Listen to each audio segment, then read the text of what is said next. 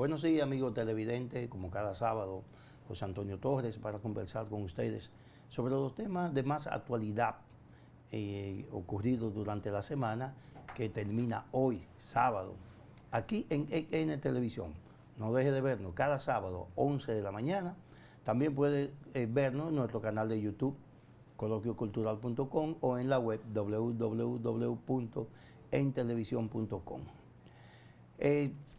Esta semana tenemos no un invitado para una entrevista, sino una persona que va a compartir con nosotros los temas, los comentarios.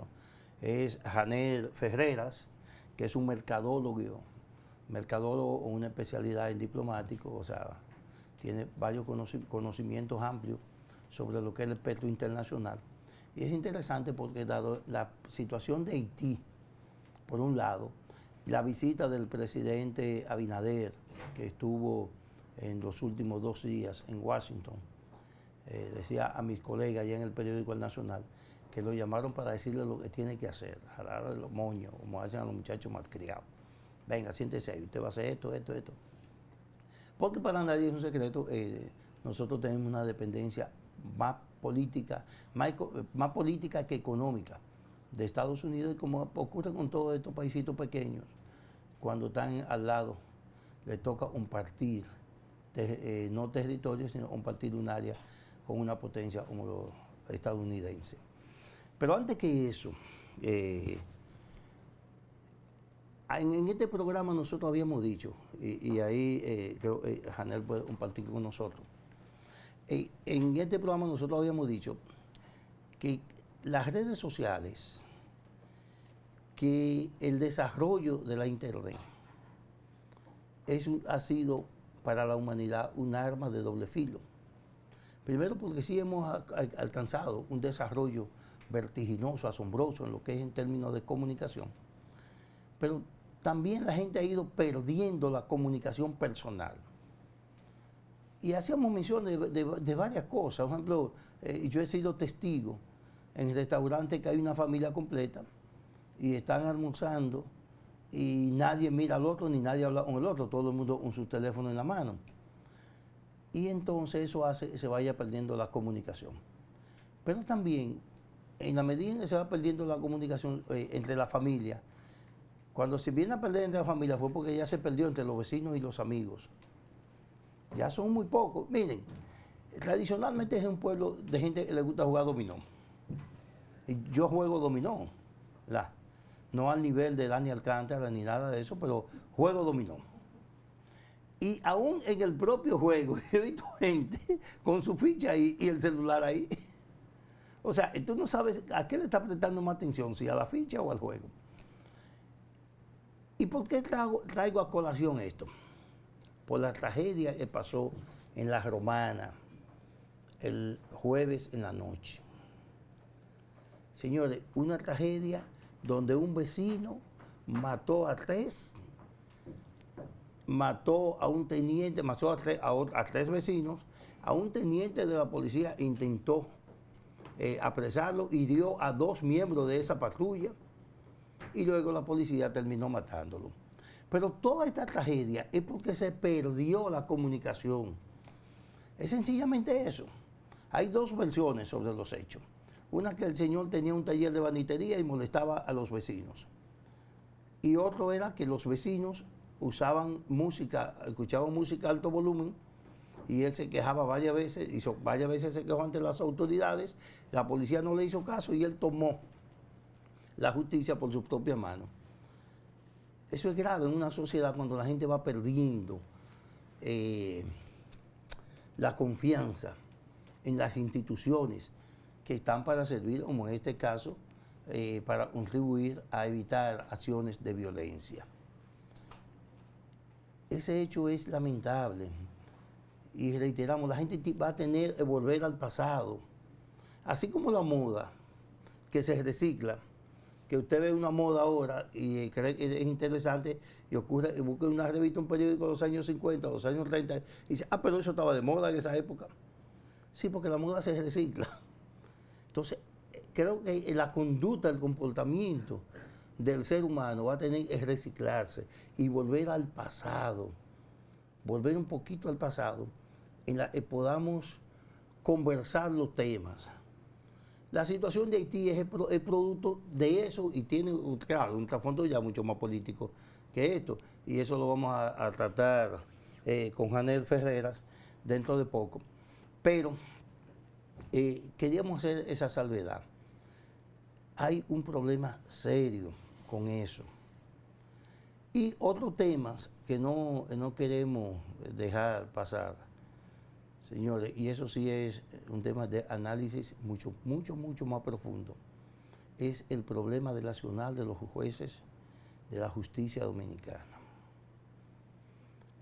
Las encuestas, y yo pensé que esto era un problema, yo pensé que esto era un problema de República Dominicana, pero parece que es un problema regional, porque estuve revisando encuestas de Brasil y de México, y me encontré como que a la gente le importa poco el tema de la corrupción. Le importa poco. Y aquí en el país ha sido así. Aquí tenemos décadas denunciando acciones de corrupción y señalando políticos corruptos que eran pobrecitos y ahora son millonarios y nadie ha podido demostrarles nada en la justicia, porque parece que los expedientes no lo instrumentan bien los fiscales y los jueces terminan liberándolo. O algunos jueces también que se dejan mojar la mano.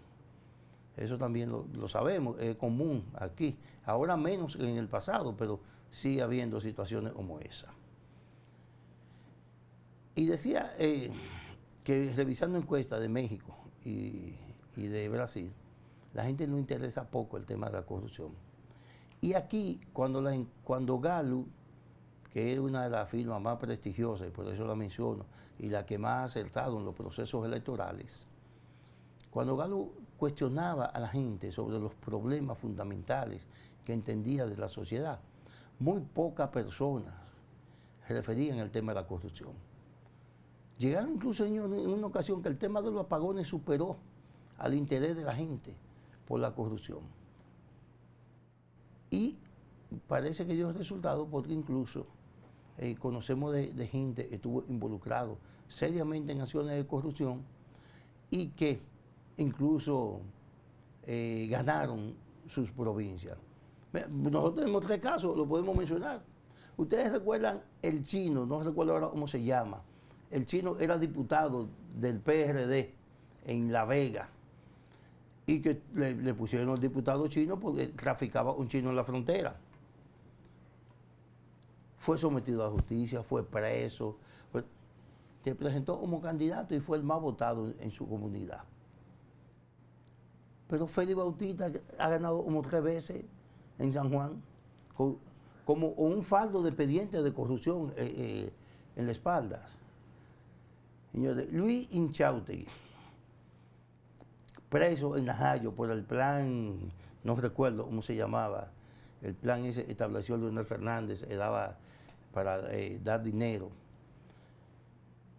Y fue el más votado en el comité central de su partido, estando preso en Najayo.